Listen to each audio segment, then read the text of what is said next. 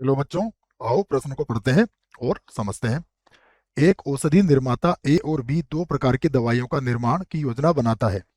ए प्रकार की 20,000 और बी प्रकार की 40,000 बोतलों के निर्माण के लिए पर्याप्त सामग्री उपलब्ध है, लेकिन दोनों प्रकार की औषधियों को भरने के लिए उसके पास केवल 45,000 बोतलें हैं। इसके अतिरिक्त 1,000 बोतलों की एक किस्म की पर्याप्त सामग्री बनाने के लिए 3,000 मिनट और 1,000 बोतलों की बी किस्म की सामग्री बनाने के लिए 1,000 मिनट लगते हैं। इस कार्य का संपादन हेतु 66,000 मिनट उपलब्ध हैं। ए किस्म की प्रत्येक बोतल पर 8 रुपए तथा बी किस्म की प्रत्येक बोतल पर 7 रुपए का लाभ हो तो लेखाचित्र विधि से ज्ञात कीजिए कि अधिकतम लाभ कमाने के लिए निर्माता को प्रत्येक कितना निर्माण करना पड़ेगा। प्रश्न के लिए हम मुख्य अवधारणा लिखते हैं, उसके बाद प्रश्न को हल करेंगे।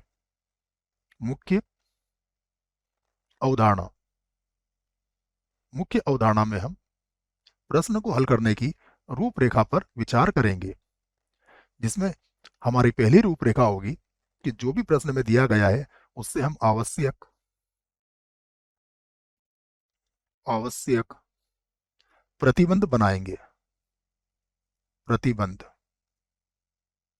तो पहली बात तो क्या करेंगे आप, इससे आवश्यक प्रतिबंध और उसके बाद आवश्यक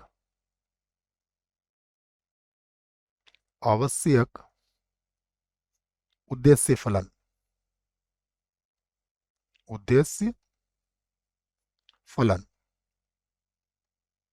जिसे हम z से व्यक्त करेंगे और इस बात को पता करेंगे कि हमें z अधिकतम या फिर निम्नतम क्या चाहिए। आइए प्रश्न को अब हम पढ़ते हैं और सबसे पहले इसके अवरोध बनाते हैं।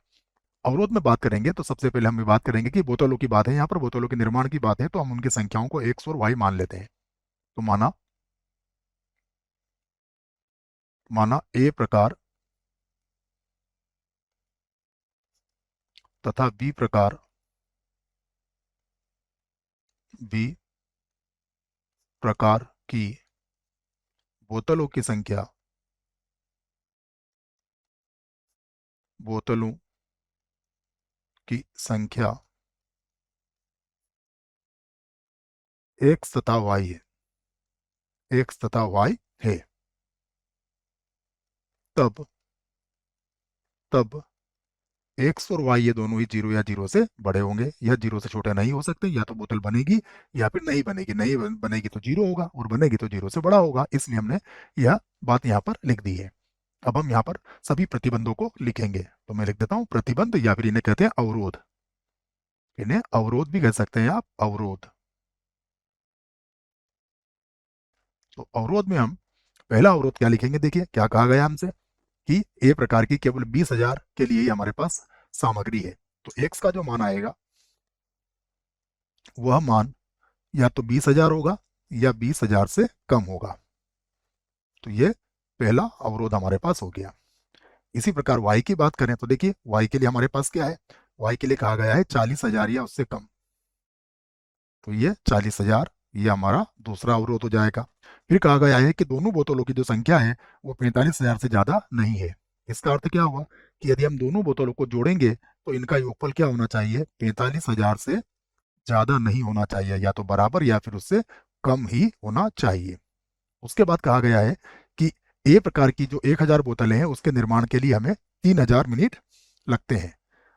इसका अर्थ क्या हुआ, देखिएगा समझिएगा इसको कि 1,000 बोतलें अगर हम एक किस्म की बनाते हैं तो उसके लिए हमें 3,000 मिनट लगते हैं। तो इसका अर्थ यह हुआ कि यदि हम एक बोतल का निर्माण करेंगे तो हमें कितना समय लगेगा, हमें लगेगा 3,000 बटा 1,000 मिनट, अर्थात एक बोतल पे 3 मिनट। और हमें कितनी बोतलें बनाना है, एक्स बोतलें, तो हम एक्स का गुणा कर लेंगे।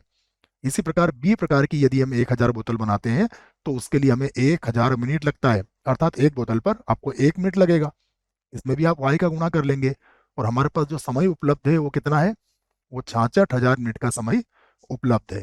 तो यदि आप इसको यहाँ से ध्यान से देखें तो ये हो जाएगा 3x, ये हो जाएगा y, और छोटा या बराबर होगा ये 66,000 के। इसको हम चौथी समीकरण बना देंगे और उसके बाद हमें जो अवरोध दिया है उसे देख लेते हैं। ये हमें कह सकते हैं कि x और y दोनों ही क्या होंगे, जीरो से बड़े होंगे।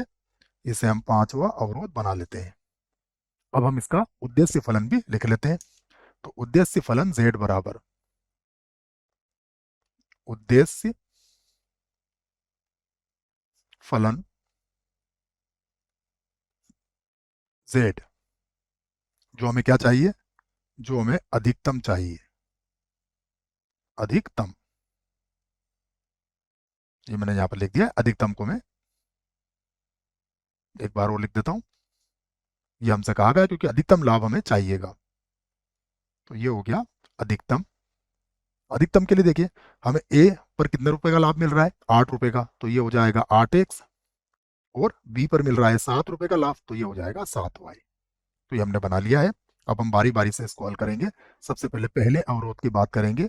पहले अवरोध में लिखा गया है x का मान 20,000 से कम है। इसका अर्थ यह हुआ कि यदि हम इसके संगत समीकरण बनाते हैं तो x बराबर हो जाएगा 20,000। ये हमारी पहली समीकरण होगी। याद रखें आप, इसको मैं पहली समीकरण व्यक्त कर देता हूँ। ये वही समीकरण है जो मैंने यहाँ पर असमीकाओं में बनाई थी, इन्हीं की बात हम कर रहे हैं। ठीक है, और हम चाहें तो इसको समीकरण नंबर 6 बना लेते हैं, जिससे कि आप इसमें भ्रम की स्थिति उत्पन्न न हो। तो मैं इसको समीकरण 6 बना लेता हूँ, जिससे कि भ्रम वाली कोई स्थिति न हो। ये मैंने 6 समीकरण यहाँ पर बना दिया। अब यदि हम बात करें तो इस पर ये जो रेखा होगी, ये रेखा y अक्ष के समांतर होगी और ये मूल बिंदु को संतुष्ट करेगी। मैं लिख देता हूं कि 0 0 को संतुष्ट करती है, संतुष्ट करती है। क्यों करती है, देखिए असमीका में x का मान 20,000 से कम है, अर्थात अगर 0 रखेंगे तो 0 सदैव 20,000 से कम ही होता है, तो करती है। ये बात इसके लिए याद रखें आप। अब हम दूसरी असमीका पर विचार करते हैं। इसमें लिखा गया है कि y का मान कम है किससे, 40,000 से। इसके संगत यदि समीकरण बनाई जाए तो y का मान क्या होगा, 40,000 होगा। इसे मैं समीकरण 7 बना लेता हूं। और यहां पर भी देख सकते हैं कि ये जो y वाली रेखा है ये क्या होगी, एक अक्ष के समांतर होगी और ये मूल बिंदु को संतुष्ट करेगी। तो मूल बिंदु क्या होता है, 0 0 को संतुष्ट करती है, संतुष्ट करती है। तो ये बात आप याद रखें। अब हम तीसरी असमीका की बात करते हैं। तीसरी असमीका में क्या दी हुई है, मैं उसे भी यहाँ लिख देता हूँ। तीसरी असमीका हमारे पास है, यह 3x, सॉरी बच्चों, x प्लस वाई और ये छोटा या बराबर है 45,000 के। इसके संगत जब समीकरण बनाएंगे तो x प्लस वाई बराबर हो जाएगा 45,000। ये हमारी 8वीं समीकरण हो गई। अब यहाँ पर अगर बिंदु की बात करते हैं तो यदि मैंने x का मान 0 रखा तो y का मान मिलेगा मुझे 45,000, तथा यदि मैंने y का मान 0 रखा तो x का मान मिलेगा मुझे 45,000। और यदि देखें 0 0 रख के देखें तो 0 हमेशा सदैव 45,000 से कम होता है, अर्थात ये मूल बिंदु को संतुष्ट करती है। तो यह जो असमीका है यह भी मूल बिंदु 0 0 को संतुष्ट करती है, संतुष्ट करती है। तो ये भी हमने लिख दिया। उसके बाद अब हम 4 नंबर पर जो दी गई है उसे भी देख लेते हैं। ये हमारे पास 3x प्लस वाई और ये भी छोटा या बराबर है 66,000 से। इस पर बिंदु ले लेते हैं। पहले बिंदु की बात करें, यदि x का मान 0 रखा तो y का मान पूरे 66,000 आएगा, तथा दूसरे बिंदु की बात करें, यदि हम y का मान 0 रखते हैं तो x का मान 22,000 आएगा, तो 22,000 कौमा 0। और यह समीका जो है यह भी मूल बिंदु को संतुष्ट करती है।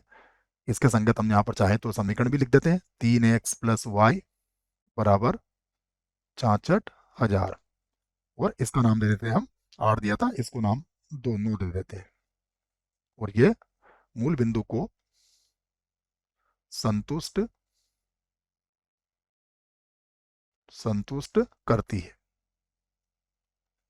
अर्थात इसका जो उत्तर होगा वो मूल बिंदु की ओर होगा। उसके बाद पांचवा प्रतिबंध देखते हैं।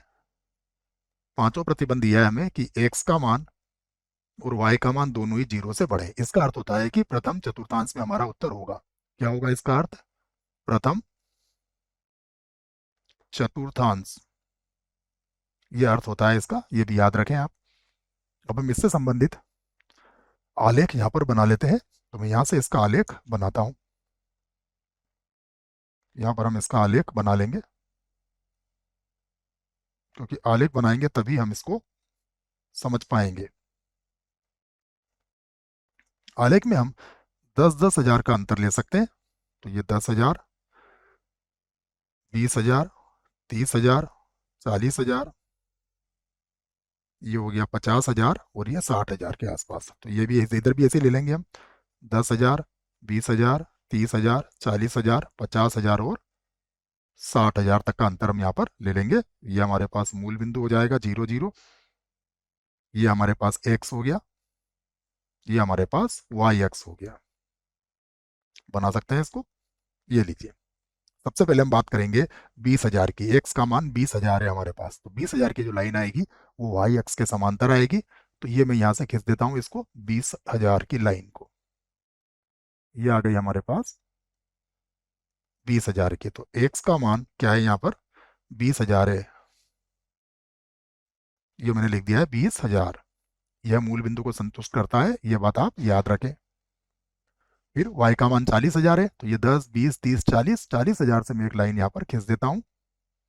ये जो लाइन होगी, ये लाइन होगी, यहाँ से लिख देता हूँ इसको, ये लाइन है y का मान 40,000 से कम है।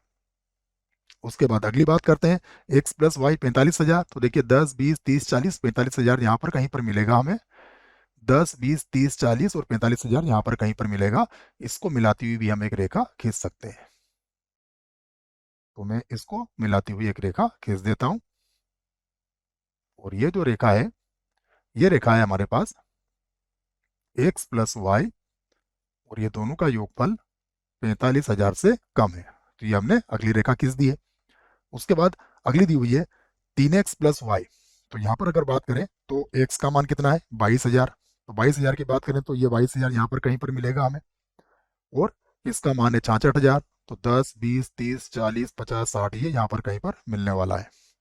तो इसको भी मैं मिलाती हुई एक रेखा खींच देता हूँ। ये यहाँ से कहीं से ये मान हमारे पास आएगा। ये आ गया हमारे पास। थोड़ा सा फिर से बना देते हैं इसको। ये लाइन आ गई है जो मैंने आपके सामने बना दी है। उस लाइन को मैं अभी मिटा दूंगा। उसके बाद अब हम इसके प्रतिच्छेद बिंदुओं को निकालेंगे। ये लाइन मैंने यहाँ से मिटा दी है। अब यहाँ से हम इसके प्रतिच्छेद बिंदुओं को नाम दे देते हैं। उसके बाद फिर इसके संबंधित छायांकित भाग को भी अंकित करते हैं। तो छायांकित भाग कौन सा होगा वो देखिएगा आप। हमसे कहा गया है ये जो समीकरण है यह भी संतुष्ट करती है मूल बिंदु को, यह भी संतुष्ट करती है मूल बिंदु को, यह भी संतुष्ट करती है मूल बिंदु को, और यह भी संतुष्ट करती है मूल बिंदु को। और प्रथम चतुर्थांश में हमें उत्तर देना है। इसका अर्थ यह हुआ कि हमारा जो छायांकित भाग है वो क्या हो जाएगा, देखिएगा। ये हमारा छायांकित भाग होगा जो मैं आपके सामने बना रहा हूं। ये होगा छायांकित भाग, दिख जाएगा आपको। अब हमें इसके जो प्रतिशत बिंदु हैं, जो कोणीय बिंदु हैं, ये हमें ज्ञात करना पड़ेंगे। ये समझ में आ गया होगा आपको, ये बिंदु है। अब देखिए इनके बिंदुओं को मैं कुछ नाम दे दूंगा, है ना। ये लाइन है, थोड़ा बहुत ऊपर हो गया हो तो देख लेना। मैं इसको मिटा ही देता हूँ यहाँ से, अगर आपको दिक्कत आ रही हो तो। ये लीजिए, अब मैं यहाँ पर नाम दे रहा हूँ। ये मूल बिंदु O है। उसके बाद ये बिंदु A होगा। यहाँ पर बिंदु ले लेंगे हम B। यहाँ पर बिंदु होगा C। यहाँ पर बिंदु होगा D। और यहाँ पर बिंदु ले लेंगे हम E। ये मैंने सभी बिंदु लिख लिए हैं। अब हम बारी बारी से यहाँ पर बिंदुओं को लिखते हैं। पहले बिंदु की बात करें तो पहला जो बिंदु लिखा है मैंने A। बिंदु ए देखिए, बिंदु ए जो होगा वो होगा 20,000, 20,000 कोमा 0। ये बिंदु ए होगा। बिंदु बी को देखते हैं। बिंदु बी में देखिएगा, बिंदु बी में एक्स का मान तो 20,000 ही आएगा, परंतु ये जो लाइन है हमारी, ये जो हमने बनाई थी, इसको मैंने लिखा नहीं है, मैं इसको भी लिख देता हूँ। ये लाइन का था 3x, उसके बाद प्लस वाई, और ये छोटा या बराबर है 66,000 के। इसको हम लिख देते हैं 66,000। तो इन दोनों का ये प्रतिच्छेद बिंदु है। तो हम इस लाइन में क्या करेंगे, यहाँ पर हम लोग बिंदु बी को अभी मैं थोड़ी देर बाद लिखता हूँ। मैं इस प्रकार से लिख देता हूँ, बिंदु बी के लिए, जिससे बात समझ में आ जाएगी। बिंदु बी के लिए। हम क्या करेंगे, यहाँ पर रखेंगे x का मान 20,000, तो देखिए कितना हो जाएगा ये 60,000, ये हो जाएगा 60,000। मैं पूरा जमा के लिख देता हूँ, 3 × 20,000 और प्लस हो जाएगा y, जो किसके बराबर होगा, 66,000 के। तो y का मान कितना आएगा, y का मान आएगा 6,000। तो यहाँ से अब बिंदु B के निर्देशांक भी हमारे पास आ चुके हैं कि यदि हमने रखे 20,000 तो y का मान आएगा 6,000। बिंदु B निकाल दिया है मैंने। अब बिंदु C की बात करेंगे तो बिंदु C जो है वो क्या है, यह इन दोनों का प्रतिच्छेद बिंदु है। तो बिंदु C को भी मैं लिख देता हूं यहां पर। बिंदु C के लिए बिंदु बिंदु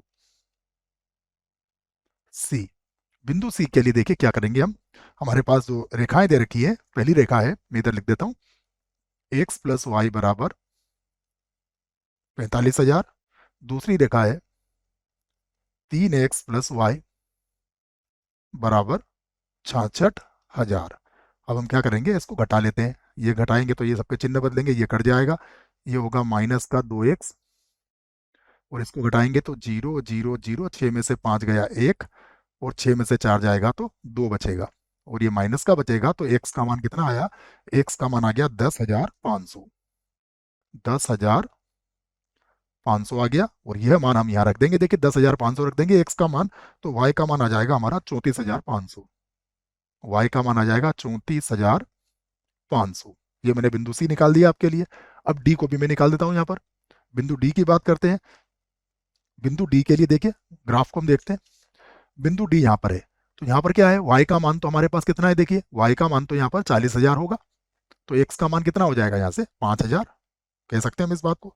तो मैं इसी बात को लिख दूंगा कि बिंदु D जो आया वो कितना आया, x का मान 5,000 और y का मान 40,000। ये बिंदु D निकाल लिया है मैंने। उसके बाद बिंदु E की बात करते हैं। ग्राफ को देखिएगा, बिंदु E कहाँ पर है, ये y का मान 40,000 है और x का मान 0 है, तो ये हो गया 0 और ये हो गया 40,000। अब हम यहाँ पर कोणीय बिंदुओं की सारणी बना लेते हैं, तो यहाँ लिख देता हूं मैं कोणीय बिंदु, कोणीय बिंदु, और कोणीय बिंदु के बाद यहाँ आ जाएगा उद्देश्य फलन z। z बराबर कितना है हमारे पास, ये है 8x प्लस का 7y। अब यहाँ पर मैं सभी बिंदुओं को लिख देता हूँ जो जो मुझे कोने के बिंदु मिले हैं। पहला बिंदु क्या मिला है, देखिएगा पहला बिंदु है मूल बिंदु 0 0, ये हमारा बिंदु O हो गया। उसके बाद मिला है हमें बिंदु A। बिंदु A कितना था, देखिएगा बिंदु A था 20,000, 0, तो इसको लिख दिया मैंने 20,000, 0। बिंदु B को लिख लेते हैं। बिंदु B कितना था, देखिएगा बिंदु B है 20,000, 6,000, 20,000, 6,000। बिंदु C लिखते हैं। बिंदु C है, ऊपर ही लिखा हुआ है देखिए 10,500 और 34,500। बिंदु D को भी मैं यहाँ लिख लेता हूँ। बिंदु D लिखा हुआ है, हमने ज्ञात किया है इसको, ये है 5,000 और यहाँ पर है 40,000। बिंदु E को लिख लेते हैं।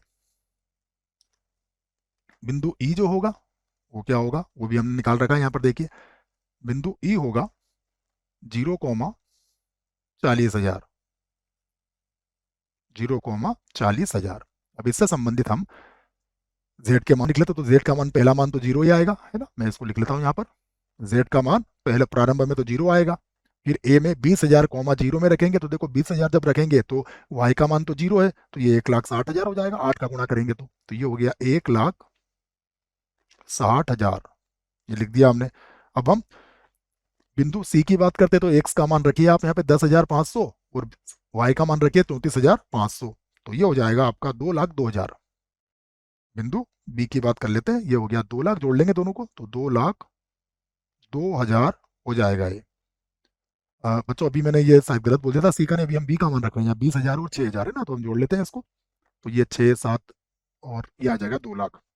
इसके बाद अगला देखिए, अब हम रखेंगे C का मान, जो मैंने 10,500 पहले बोल दिया था गलती से, अब हम इसको रख लेंगे।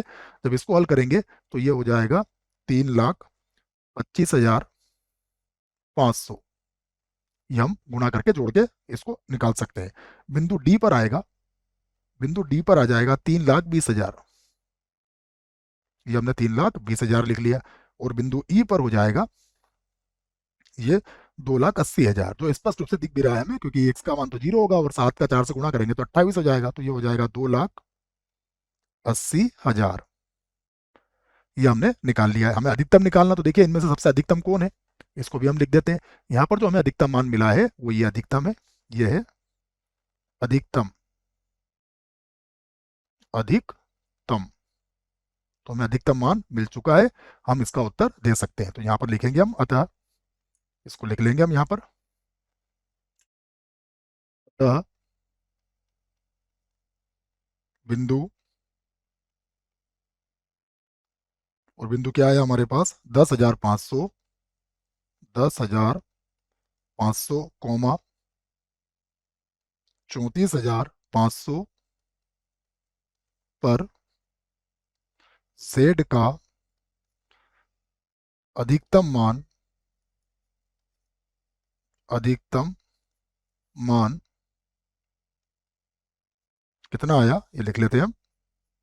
जेड का अधिकतम मान 3,25,500 रुपये है। और यही हमारे प्रश्न का उत्तर है। प्रश्न को हल करने में यही हमारे प्रश्न का उत्तर है। आशा करते हैं आपको इस प्रश्न का उत्तर समझ में आया होगा। धन्यवाद।